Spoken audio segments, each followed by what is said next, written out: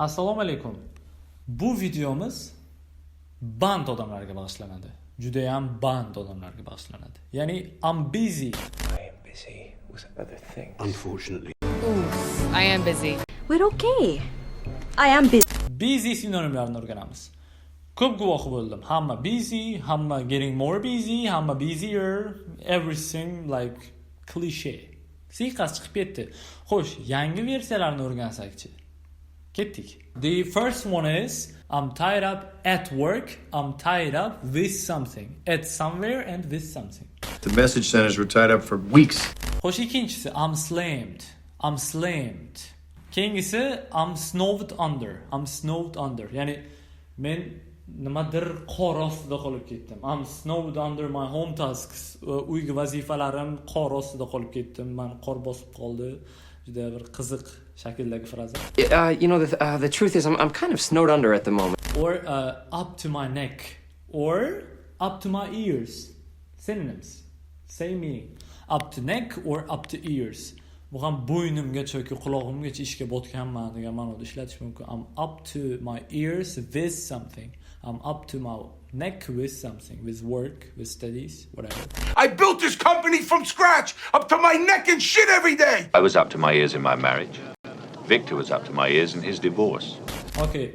Keyingisi esa I have a hectic day. I have a hectic day.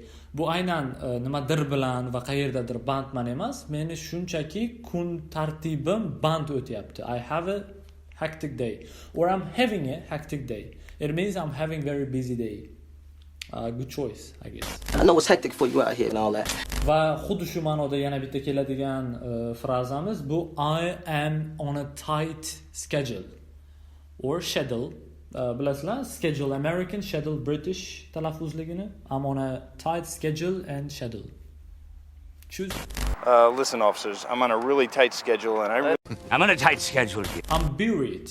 I'm buried. Xuddi I'm snowed underga o'xshaydi. But I'm buried. Ma'no bir xil, buried lekin kuchliroq. Chunki snowed da sizni qor bosib qoladi, buried esa o'sha vazifalar va ishlarni o'zi sizni bosib qoladi. I'm buried in work. I'm buried under work. In, under, with. Ko'pincha busy uchun ishlatiladigan so'zlar yoki with, ya'ni masala bilan kelsa, yoki at qayerdaligi bilan kelsa, yoki predmet bilan kelsa, under sifatida ishlatiladi.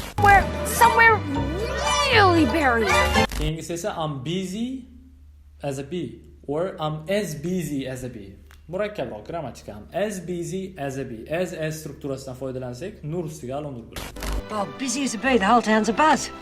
Okay, the last one, but the best one is my schedule is jam-packed. My schedule is totally jam-packed. Good one. Fine, it's dinner hour, you know, the restaurant's jam-packed.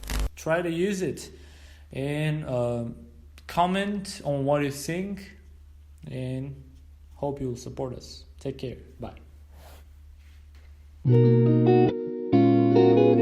Savvy.